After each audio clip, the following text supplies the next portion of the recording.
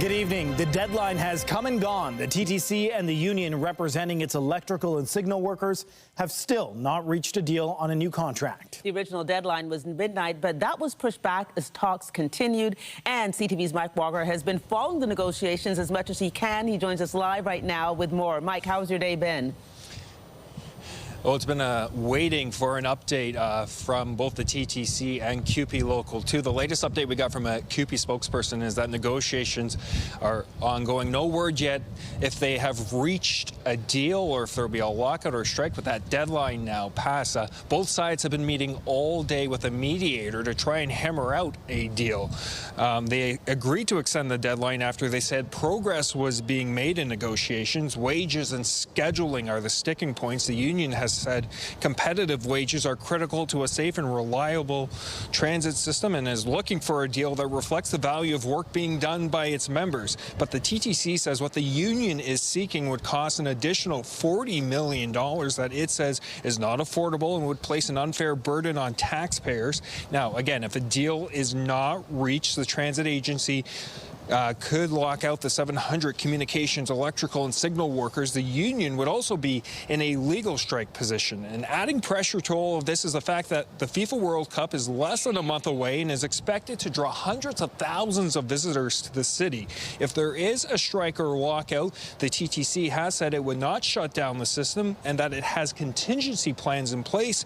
But the union argues the TTC will be less safe and reliable. And there is a possibility of delays or disruption, something transit riders we've been speaking with today hope can be averted. It would mean that for things that I do not have a choice about, responsibilities, commitments, I would have to be spending money I don't have on Ubers. That's a big deal. I'd have to leave a lot earlier and walk places. It would disrupt every aspect of my life, and it would be extremely difficult. That being said, I'm one person. Yeah. I hope they come to a deal. That's going to suck. What's your concern as a transit rider? It's just going to mean that there's going to be more delays, more issues.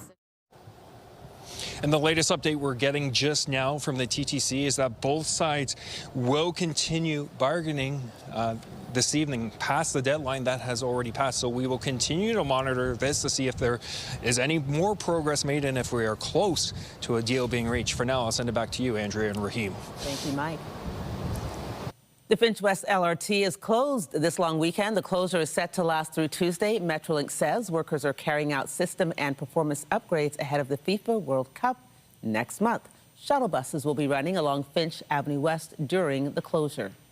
Meanwhile, planned construction means there's no train service on the Kitchener GO line this long weekend. Replacement buses are running instead. The final stop for riders heading into the city will be 407 Highway Station, where they can transfer to the TTC. Barrie Line trains are only traveling as far south as Downsview Park Station. Train service resumes Tuesday with some schedule adjustments. People have been keeping a close eye on the price at the pumps as they hit the road this long weekend. We've seen a decrease of 5 cents a litre today, 1 penny down. Yesterday down 4 cents, but it's going up 4 cents a litre tomorrow. So we're going to be back to $1.93.9, $1.94 at most stations tomorrow morning here in the GTA and pretty much across all of southern, southwestern Ontario. And that price movement had to do with the fact that there was very little in the way of any surprise developments between the meeting between Donald Trump and President Xi of China. Today, the price for a litre of regular gas is just under $1.90 at most GTA stations. McTague is warning there could be another price increase by Wednesday or Thursday ahead of the U.S. Memorial Day long weekend. Still to come, for the first time ever, retailers will be able to stay open this Victoria Day. We'll have more on the change a little later in the newscast. A motorcycle rider has been airlifted to hospital following a collision on the 401 in Whitby. It happened shortly before 3 p.m. in the eastbound lanes near Brock Street. OPP say the motorcycle was the only vehicle involved. Orange says they have transported a man in his 20s to Sunnybrook Hospital with critical injuries. The cause of the crash is still being investigated. The OPP are urging drivers in the area to plan for alternate routes. A woman is dead following a multi-vehicle crash on the 401 in Etobicoke. It happened in the eastbound lanes near Eglinton shortly after 11:45 p.m. The OPP say an SUV and a car collided in the area. The driver of the SUV then got out of her vehicle and was struck by another vehicle. She was rushed to hospital where she later died. Number one rule is to stay inside your vehicle, right? If you're on the shoulder or a live lane, always stay inside your vehicle and make sure that you're able to have visibility all around you, especially when it's dark out and, you know, there's not any lights on the roadways. Stay inside your vehicle is their number one rule. The eastbound lanes of the 401 at Eglinton were closed for several hours for an investigation, but have since reopened. A woman has been sent to hospital after being struck by a vehicle near the junction. Police say two vehicles collided in the area of Keele Street and Junction Road just before 9:30 this morning. As a result of the collision, one of the vehicles then struck a woman who was walking in the area. She was taken to hospital with serious but non-life-threatening injuries. Police have not indicated if the drivers of the vehicles were injured. Meanwhile, a man was sent to hospital following a crash near the waterfront this morning. Two vehicles collided in the area of Lakeshore and York Street around 2:15. One of the vehicles ended up crashing into a pole. A man was taken to hospital with serious but non-life-threatening injuries. The cause remains under investigation. Police are searching for up to 4 suspects after shots were fired in Scarborough last night. Police were called to an apartment in the area of Gilder Drive and Midland Avenue for reports of shots fired. They found evidence of a bullet being fired into a unit in the area. No injuries were reported. 4 suspects, all wearing dark clothing, were spotted running from the scene. Police are asking anyone with information to come forward. One person was sent to hospital following an assault in Brampton last night. Peel police were called to a plaza in the area of Dixie Road and Peter Robertson Boulevard around 7:30 p.m. for reports of a disturbance. When they arrived, they found a 37-year-old man who was injured. He was taken to hospital with non-life-threatening injuries. Police say he had been attacked with a pocket knife. They have not provided any information on possible suspects. A Brampton man is facing charges for allegedly towing multiple vehicles without authorization. 39-year-old Jaswinder Singh Sesani is facing 3 counts of theft of a motor vehicle. He's accused of towing multiple vehicles from Brampton parking lots without the approval of property management. Investigators say the vehicles were later found at a private storage yard. They say Sesani worked for a towing company known as A1 Flames Recovery and Towing, A1 Flames Towing, A1 Towing, or Alpha One Towing. Police believe there may be more victims and are asking anyone with information to come forward. The Ford government is moving to reopen a jail in Brantford as part of a larger plan to address overcrowding in the province's prison system. CTV's Karis Mapp has more on the reaction from local residents. I think it's great because we've got so many people and the court systems just don't know where to put them. They need to open it because the crimes are getting worse everywhere in this city. Conversation is circulating about the plan to reopen the Brantford jail. Tucked behind Brantford Superior Court of Justice, the jail has been closed since 2017, a decision that some residents say they felt indifferent about at the time. I didn't care one way or another. I wasn't involved in it. I was involved in other stuff, but I think it's good that it's being opened up. When the jail closed, 77 inmates, along with staff, were all moved to other correctional facilities. But now the plan is to reopen it under a wider plan by the provincial government to increase jail capacity. Ontarians can rest assured knowing that if you break the law, we will have room for you in our jails. The plan is to add 2,500 beds across Ontario over the next 10 years and hire 700 new correctional officers. The jail plans include expanding and modernizing some facilities while reopening the ones in Brantford and Walkerton. Government data obtained through Freedom of Information laws shows, on average, there were more than 11,000 inmates inside provincial jails last year, about 2,500 more than the system's average capacity. The province needs more prison capacity. And by being able to refurbish the Brantford jail, we can do so at a reasonable cost. Some Brantford residents telling CTV News they see this as a positive for the community, which they feel has seen too much crime. I don't even go out after a certain time of night anymore because it's not safe. I don't understand why they closed it in the first place. Because it's costing people more money to transport them back and forth. Prison transfers, waiting for court hearings, had to sit in vans until they could be seen instead of being held in holding cells at the jail. And some also see the well-being of inmates as a factor. A lot of people that were from Brantford were able to go into that jail and their families could go visit them. The province plans to reopen the Brantford jail sometime in 2028. Kara Smapp, CTV News, Brantford.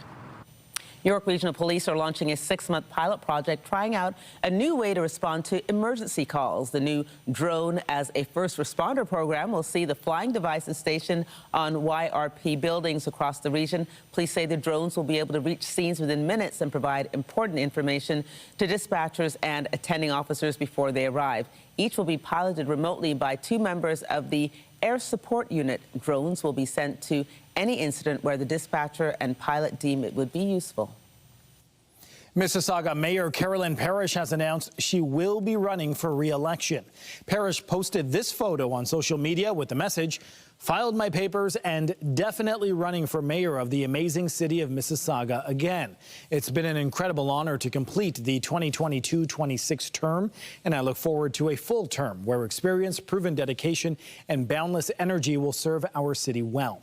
Parrish was elected in 2024 in a by-election following the resignation of Bonnie Crombie to seek the Ontario Liberal leadership nomination. Voters will head to the polls on October 26th. We had frost warnings last week, but today splash and spray pads have opened across the city. 140 splash and spray pads are now open and available for use. The city is set to open up its pools in the coming weeks. Meanwhile, public washrooms in city parks and attached water fountains are also in operation, while standalone fountains, bottle filling stations, and dog fountains will become operational on May 25th. Well, we'll have more news in a moment, but first here's a live look at the city this hour. Conditions right now are a little bit of cloudiness. There was some precipitation, as we'll show you right now, the satellite radar. The bulk of the system has now passed the GTA and made its way east. It wasn't a washout, but there certainly were some events in the city. I know there was a festival out in Bloor West. They had a little bit of rain to deal with, but hopefully it wasn't too bad. Current winds 24 kilometers per hour in Toronto, stronger in Hamilton at 31 kilometers per hour. Temperatures still very comfortable, 25 degrees in Windsor, 21 in Barrie, and 15 degrees out east in Kingston. At the islands right now, 13 degrees, significantly warmer at Pearson Airport, 21 degrees as well. Tonight, our overnight low, 12 degrees, still in the double digits, so that's nice. As well, there will be some fog patches. We will have your full long weekend forecast coming for you in a little bit. Andrea. Speaking of the weekend, this Victoria Day long weekend may feel busier because for the first time, retailers have the option to stay open on the stat holiday. New changes to Ontario's Retail Business and Holiday Act means stores and malls across the province can be open on Victoria Day as well as Family Day. And the LCBO will also be open on Victoria Day for the first time ever. I think business folks are okay with it. They're happy. It's not mandatory, so you can decide whether you open or not. I think retailers will probably open with reduced hours, maybe from 10 or 11 till 6. And it really varies by employees. Some employees may not like it. If you do work, I'm pretty sure you're able to get some premium pay for the holiday. Some employees may want it. They may need the extra money to help cover the extra price of gas out there. Well, Rahim and I will be here on Monday. All government offices will still be closed on Monday, as well as banks, libraries, and community centres. Looking out west, a Canadian isolating in British Columbia has presumptively tested positive for Hantavirus after leaving the cruise ship affected by an outbreak of the Andes strain. Clearly, this is not what we hoped for, but it is what we planned for. This is what we call a presumptive positive, the test that was done at the BC CDC, and samples were sent to the National Microbiology Lab in Winnipeg, and they arrived there today for confirmatory testing. So confirmatory testing results should be back, excuse me, later today and tomorrow. There's 2 different types of tests that are being done. The patient started to develop mild symptoms 2 days ago, including fever and a headache. They were taken to hospital and are still in isolation and listed as stable. Infectious diseases specialists say more positive tests could soon follow, considering the incubation period of Hantavirus, and Canada's response has been the right one so far. Identify people who are exposed, ensure they're supported through a period of isolation, and of course support for individuals who are ill, which is exactly what we're seeing. I think my key question here is, what are the other countries around the world doing? And hopefully they're taking the same steps that we are in Canada to ensure that any close contact is in isolation, has support through isolation, has periodic testing and symptom monitoring, and of course, anyone who's ill has rapid and appropriate medical care. Here in Ontario, the Ministry of Health said Friday it was reversing testing 10 asymptomatic individuals for Hantavirus. Officials say there are 3 high-risk travelers. 2 were on the virus hit vessel and 1 who was on a flight with someone who died from the disease. They will keep isolating regardless of their test results. The other 7 are low-risk contacts who can stop isolating if they test negative.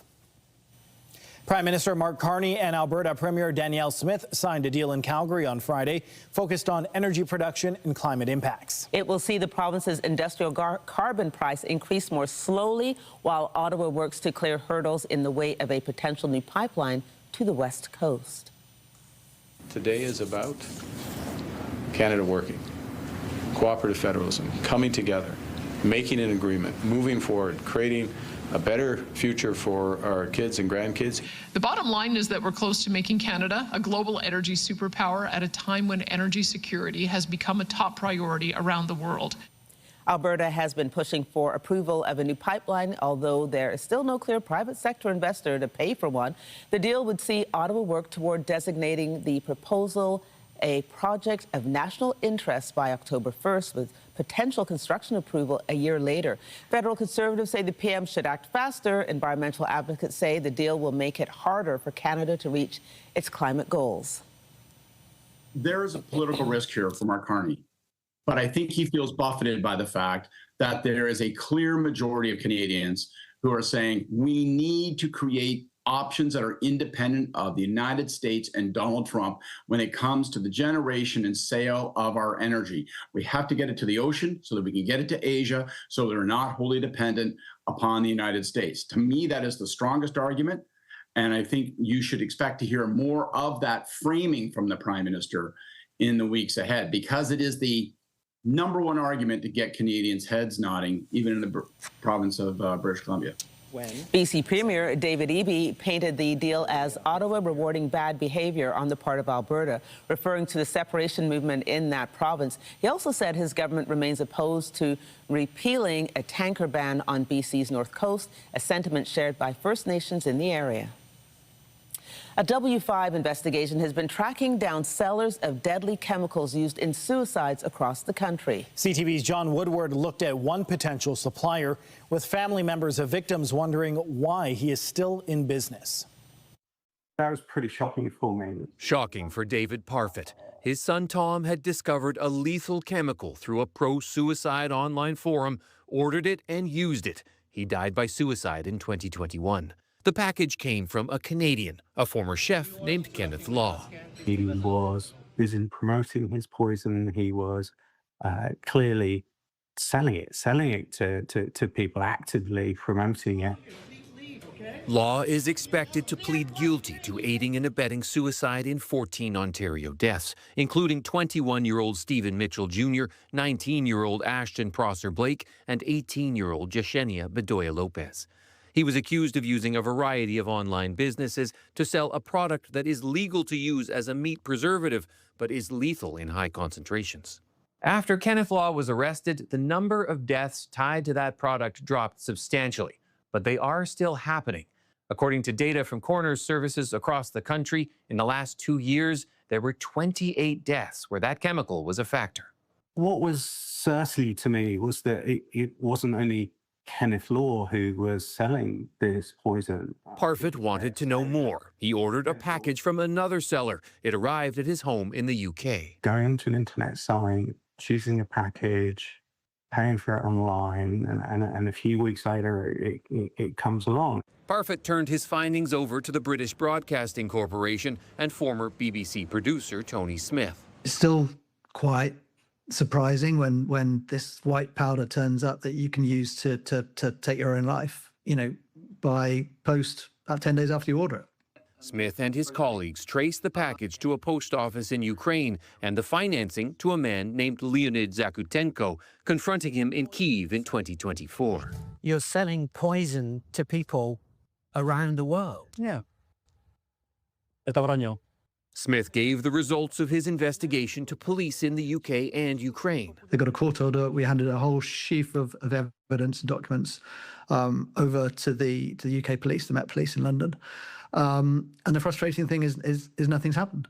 Nothing. When W5 looked at the same website 2 years later, it advertised the same chemical for sale for order from the same phone number. He's online. We messaged that number asking, "We are wondering if you ship the preservative to Canada." The response, "Yes, we can and do ship regularly to Canada." So we called the number. We're trying to understand your sales of this chemical to our country.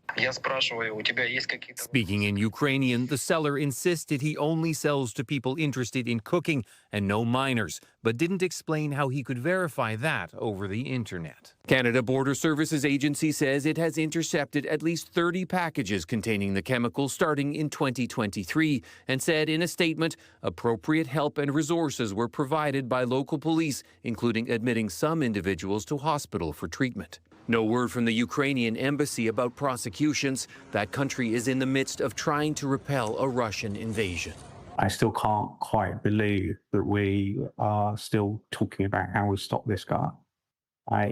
It's literally cost lives. Lives taken from families, just like his son Tom was taken from him.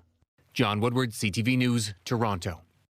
The federal government is pledging to improve its web portal to ensure foreign students applying for postgraduate work permits take mandatory language tests. According to Immigration Department data, close to 1,000 applications were rejected last year for language-related reasons. The department's application page lacks a dedicated option to upload the required English or French language test, leading to widespread confusion and rejected applications. Ottawa says it has received more than 300,000 applications since the language test requirement was introduced and has not seen an overall increase in refusal rates. With a July 1st deadline approaching to review the Canada-US-Mexico agreement, the Trump administration is preparing to impose tariffs on another Canadian export. As CTV's Jeremy Sharon reports, the U.S. is the largest export destination for Canadian mushrooms, and the new levies could take a bite out of the industry. So we got a room of creminis here.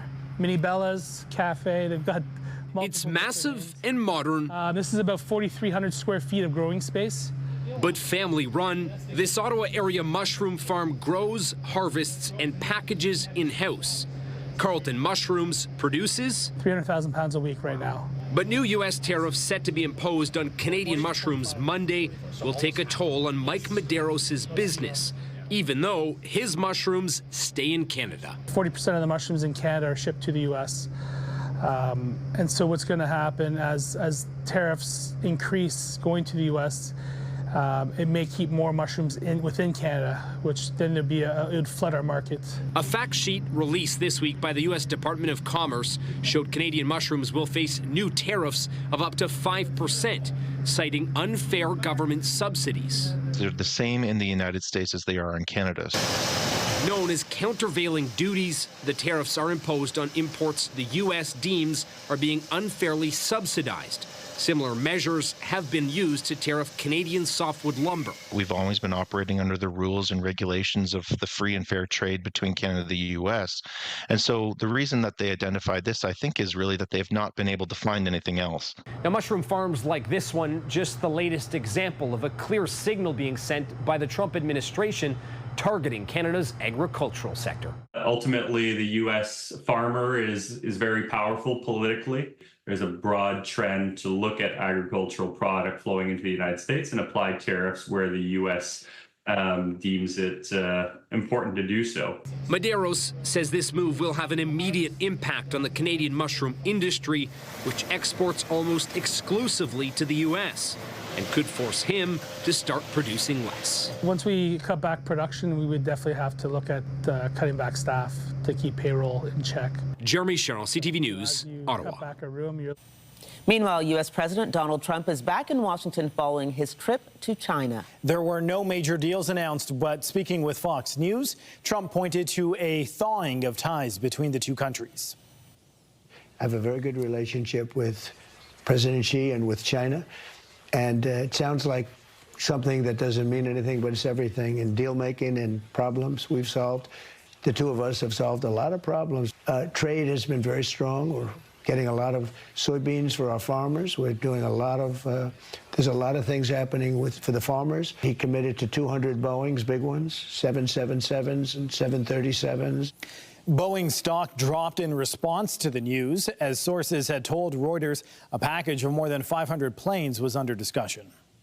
These just were not the clear wins that the president hoped and expected. Moreover, the president did not get the movement from Beijing that he wanted on Iran. We know Beijing has said that they want the war to end, and they believe that it should not be, the Strait of Hormuz should not be commercialized by Tehran. Nevertheless, what we did not see was any clear, tangible moves by China to actually help end this war. Trump also said he did not respond when his Chinese counterpart brought up the matter of Taiwan and U.S. support for the island's independence from Beijing. SpaceX has launched its latest rocket carrying a resupply mission to the International Space Station. The Falcon 9 rocket launched Friday from Cape Canaveral, carrying the SpaceX Dragon spacecraft into orbit. The booster rocket then safely re-entered Earth's atmosphere, landing on target shortly afterwards. The Dragon spacecraft is now in space, carrying nearly 6,500 pounds of cargo and scientific experiments, including one to see how red blood cells and the spleen change in space. It's expected to reach the ISS on Sunday. Still to come, looking to get back into the win column. The Blue Jays continued their series with the Detroit Tigers this afternoon. This is down the right field line. He's tagged it well, off the wall and gone. We'll have more on the game when we come back. When you see it happen, send it to CTV News. Text 10400. From your screen to ours. Text 10400. It was a day to wash the car outside. Yeah, it was. Very exciting. We got excited yesterday, too, because the sun was out. It was a little deceiving because it was still a little windy. But I went outside, and I wore the shorts, and I went out because we saw the sun. And then I went back in, and I put a sweater on because it was still a little cool. We haven't had that consistency, but I'm hoping this long weekend gives us a turn. But you kept the legs out. Yeah, man. Got to give the people what they want. I did too yesterday. Well, we'll be the judge of that. Yeah, yesterday it was just like, it's like finally. And I've seen people wearing shorts for a while, and it was too early for me. But then yesterday I said, okay, let's pull them out. Well, the good news is we're in beautiful temperature territory. Let me show you what I'm talking about. Right now in Toronto, still 21 degrees this hour. Yeah, we're happy about that. If you're in Windsor, 25 degrees, so even warmer there. Here is your evening at a glance. We're not going to cool down significantly. At 9 p.m., we'll still be at a very comfortable 16 degrees and partly cloudy. Your overnight lows, 12 degrees. Normal for this time of year is 9, so we are above seasonal tonight. As we wake up tomorrow, shaping up to be a beautiful Sunday. By 7 a.m., already 14 degrees, and the sunshine sticks with us. A mainly sunny day tomorrow. Our high will be 25 degrees, feeling like 26. It's nice to talk about humidex, isn't it? Even if it is just one, not a degree, but just one marker. In London, it'll actually be feeling like 32. Ashbridges Bay. These fireworks, keep in mind, are on Monday, not Sunday. Sunday they happen in Canada's Wonderland. Monday at Ashbridges Bay at 10 p.m. It's going to be a beautiful night. 23 degrees. It'll be feeling like partly cloudy conditions. There will be a 30% chance of showers, so certainly be mindful of that, but it's not going to be a washout by any means. And sunset 8:39 p.m. and those fireworks one more time at 10 p.m. So here's a quick look at your 7-day forecast. We've talked about Sunday, Monday, which is Victoria Day. There is a chance for some night showers. That overnight low at 20 degrees. Ooh, it's going to be a warm one. Tuesday, 31 degrees as well. That is pretty incredible. Yeah, Agatha's happy about that behind the camera. I see you. All right, Wednesday, the clouds roll in, 22 degrees. But that overnight low, check it out, a steep drop to just 6 degrees for your overnight low.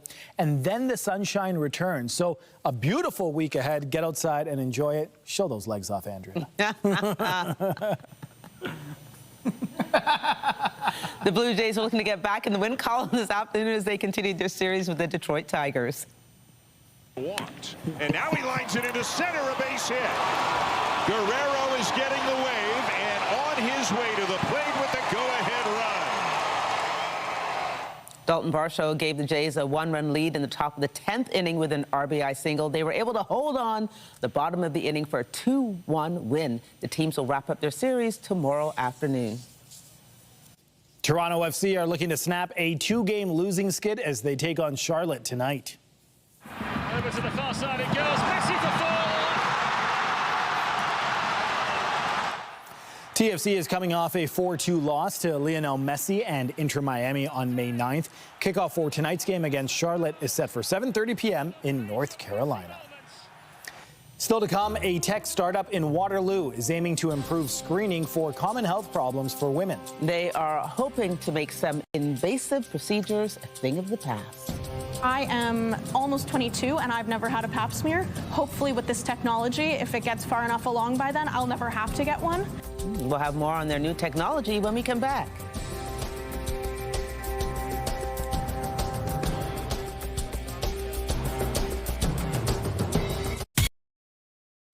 We return to our top story, the ongoing negotiations between the TTC and the union representing its electrical and signal workers. CTV's Mike Walker joins us live once again with the latest on the labor talks. Mike. Well, Andrea, the deadline passed about 40 minutes ago to reach a deal, and we're told that both sides remain at the bargaining table. Negotiations are continuing with the mediator, and that has been the case here all day. Now, the latest update we got from CUPE Local 2, which represents 700 electrical and signal workers, is that they were informed 1 minute before the 6 p.m. deadline that the TTC is reviewing the union's latest proposal. So at this point, negotiations are ongoing. Wages and scheduling are key sticking points. Both sides have been at an impasse following weeks of negotiations, but they did indicate late last night that they felt progress was being made, and that appears to be the case right now as negotiations again are ongoing, continuing past that 6 p.m.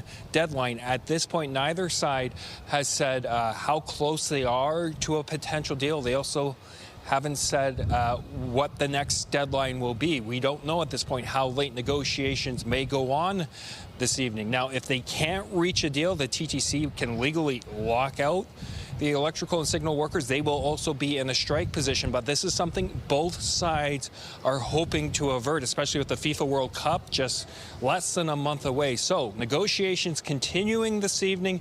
We are awaiting further updates from both the TTC and the union, and we'll have any of those latest developments for you when they become available. Reporting live, I'm Mike Walker. Andrea and Raheem, back to you. All right, Mike, thanks for that update. We appreciate it. A new watch collaboration has proven so popular that Swatch Canada has closed several of its locations in the GTA. Police say they were called to this location inside Fairview Mall just before 9 a.m. to assist with crowd control. The Swatch stores at Fairview and Sherway Gardens have both been closed today as people have been eager to get a hold of the latest collaboration between Swatch and Audemars Piguet. The Swatch Royal Pop, yeah, that's what it looks like, was released as a limited edition item, selling for around $500 Canadian. It's being resold online for thousands of dollars. It's not a wristwatch, it's a pocket watch. Large crowds forced the closure of several stores in the UK earlier this week. In a statement, the company says the Royal Pop collection will remain available for several months, but warns that sales may need to be paused due to overcrowding. A tech startup in Waterloo region is aiming to improve screening for some of the most common health problems for women. They are working on a non-invasive way to collect biomarkers for early signs of things like cervical cancer and HPV. CTV's Colton Weens has more. This is our product. Slap it on here. In this University of Waterloo lab, work is underway on a technology that could replace the need for invasive pap smears. Basically making it so that the people who can't get pap smears or who won't get pap smears are still able to get life-saving screening. Select Laboratories is working on embedding nanomaterials that could collect diagnostic biomarkers from menstrual blood, hoping it can change the way women are screened for HPV, cervical cancer, and other DNA-based diseases. We use use a patent-pending nanomaterial that passively collects and stabilizes the genomic DNA within menstrual blood while allowing the blood cells, which are considered contamination for a lot of these tests, due to the hemoglobin, to go through, basically collecting the larger cells of interest and the genomic DNA. Murphy says for many people with the cervix, the fear of getting a pap smear can keep them away from ever getting screened, which could save their life. Honestly, I hated it. It was really, really bad for me for various reasons. And because of that, I decided to put my nanotechnology engineering degree to use and came up with the idea and founded Select. I mean, the speculum is a horrible, archaic device that is not made for comfort. It's painful and scary, and if there's any sort of trauma or diseases hanging around, that might make it more painful. I know a lot of people do worry about getting it. I am almost 22 and I've never had a pap smear. Hopefully with this technology, if it gets far enough along by then, I'll never have to get one, and I think that would be amazing. So far, they've focused on placing the technology on menstrual pads or using menstrual cups, hoping to eventually have a way that works with tampons. But with the right funding and approvals, they believe it could hit the market soon. I'll say anyway from 1.5 years to 2 years from now would be the earliest. Just, I mean, as a medical device, this is something that's regulated, and so we want to make sure that, you know, it's safe and, you know, effective. In theory, it absolutely is, because of the material we're using. Has been, you know, used in food-safe stuff, but, you know, obviously we need a lot more like clinical studies and feasibility studies to make sure. The University of Waterloo startup recently won a national student entrepreneurship competition and will compete globally for a $1 million prize. To any woman who is watching, we're doing this for you. I also want to highlight that if you have an innovation in your mind, don't hesitate. Women's health needs the attention that it deserves, and we're just happy to be on this journey. Colton Weens, CTV News, Kitchener. A new Nanos research poll shows Canadians are split on what they think should happen when a member of parliament decides to change parties. Floor crossing has really been a lightning point right across the political spectrum and across the country. Disagreement, division on this whole idea of what should happen when an MP resigns, and especially when that MP wants to cross the floor to another party. Respondents were evenly divided on the issue, with 34% saying an MP should resign and run in a by-election. 32% said an MP should sit as an independent until the next election. Hello, Drake. While 30% said they should be allowed to switch parties. All right. I was going to let you finish. The remaining 4% were unsure. All right, let's talk about some Drake. Toronto's own Drake dropped not one, not two, but 3 albums yesterday after weeks of hyping up the release of new music. Streaming services say there's been a massive response. Forgot what I done. Y'all forgot about Drake. Y'all forgot where I'm from. Yeah, that's Mayor Olivia Chow's office. I'm serious. Spotify says Drake's long-awaited album, Iceman, became the most streamed album in a single day in 2026. And the opening track, Make Them Cry, reached the same feat for most streamed single. Iceman and the other 2 albums, Habibti and Maid of Honor, also make up the top 3 on Apple Music in Canada and the U.S. If you've ever wondered where television reporters or anchors go when they leave television, it's often politics or communications. And with the wizard of the Kremlin, we get someone who does both. Richard Krause joins us now. You see where I'm going there, Richard? Paul Dano, this was at TIFF this past year, and I think quite timely with everything that's going on. I also think of the leader of Ukraine, because he was also on television, and then now he's, of course, running the country, Volodymyr Zelensky. Yeah, and you think about Spencer Pratt, former reality star, now running for mayor of Los Angeles. Yeah, so this is an interesting movie, but it's a little bit flat. It's called The Wizard of the Kremlin, and it is a lightly fictionalized version of the story of what happened after the USSR fell. And there was this period in the 90s before Vladimir Putin where things were rapidly changing changing in Russia. And one man who had grown up under communism, who had gone on to study theater, and then gone on to become a reality television show producer, decided to get his toes wet in politics and ended up sort of reshaping how the Kremlin worked. And his main project, of course, was Vladimir Putin.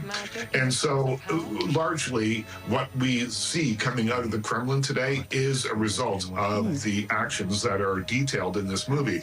Paul Dano, usually like him very much, but here he plays the character in such a monotone, and a good deal of this movie is done in voiceover, that it kind of lulled me into maybe not sleep, but a restful feeling came over me while I was watching it, which is, I think, counter to what the movie was trying to do. Jude Law, though, however, is really terrific as Putin. So it's called The Wizard of the Kremlin. Interesting part of history, maybe not as interesting a film.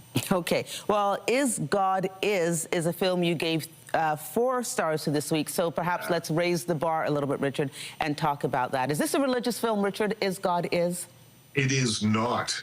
This is a film that is based on a stage play, and it is so affecting when you sit in front of it in the theater that I was really taken with it. It was directed and written by a woman named Alicia Harris, and she is a first-time film director, and I felt the way that I felt after I walked out of the theater after having seen Reservoir Dogs when I walked out of the theater watching this movie. It is a film about 2 young women who were disfigured in a fire deliberately set by their father when they were children. He was trying to kill their mother and ended up disfiguring them. They think their mother has passed away. She calls them. She's played by Vivica Fox. She calls them to her deathbed and says, I have one thing I want you to do. I want you to find your father, and I want you to kill him. And so it's a revenge film. It's a road movie. We've seen tons of revenge films, tons of road movies. We've seen movies about sisters. We've seen everything that this movie contains, but we've never seen it quite like this before. Like Reservoir Dogs, it takes its genres, various genres, and twists them and turns them into something fresh and new. It's called Is God Is. You'll find out more about the title when you're actually in the film, and it is really, really spectacularly terrific stuff. Wow. It has been a while since Richard Krause has had such a glowing review of a film. This is in theaters right now, Richard? Yes, it is. Yeah, you can go see it tonight. Okay. Well, tonight at 11:30, we're going to talk about some of the things on the small screen in case you don't feel like going outside and seeing a film. Thanks, Richard. Thank you. Still to come, many people will be cracking open a bottle of wine this long weekend. Those looking for inspiration may want to check out WineFest Toronto. We came to the previous one, we came to this one. We're just hoping that there's different vendors here, different things to try, and it's always a good time. From Pinot Noir and Malbec to Cab Sauv, we'll have all the details on WineFest when we come back.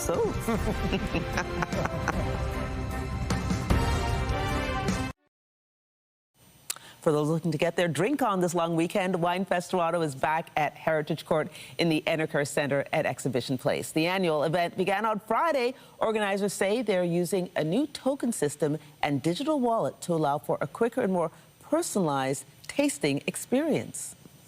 Today we are celebrating all things wine and soccer even at Heritage Court in downtown Toronto. Our feature region is Wines of France, Taste France, with some really great displays of French wine. We've got wonderful representation from around the world of wine, including Spain, Argentina, Ontario. I'm leading wine school classes here at WineFest Toronto, but it's really just a celebration of wines and discovery of all new things for the season.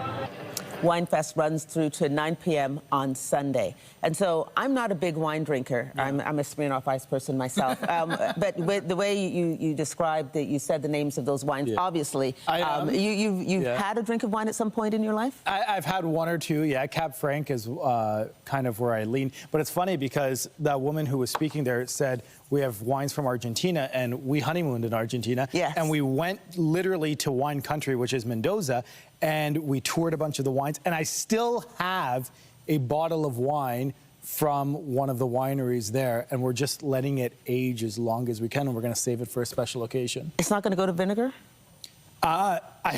It was expensive enough where I hope it doesn't. But we'll find out. I'll bring you over to taste it. Let's take a quick look at the weather before we let you go. Dealing with cloudy conditions in the city of Toronto, but the system of precipitation has passed, sitting at 21 degrees, 18 degrees in Niagara Falls. Here's our forecast for tomorrow, Sunday. A beautiful day. Sunrise at 5:50 a.m. A sun-cloud mix, but we'll be flirting with the 20-degree temperatures tomorrow. And Monday, check that out. 31 degrees is our daytime high, even that overnight low of just 20 degrees. There may be some night showers, so if you're going to Ashbridges Bay on Monday, just be mindful of that. But we're in for a beautiful week ahead. Andrea. Thank you, Raheem. Well, be sure to join us tonight at 11 for the CTV National News, followed by our next local newscast at 11:30. In the meantime, our coverage continues anytime on CP24 and online at ctvnewstoronto.ca. For all the hardworking people behind the camera, in front of our camera, thanks for watching. Have a good night. I'm Andrea Case. And I'm Raheem Ladani. Take care. Good night.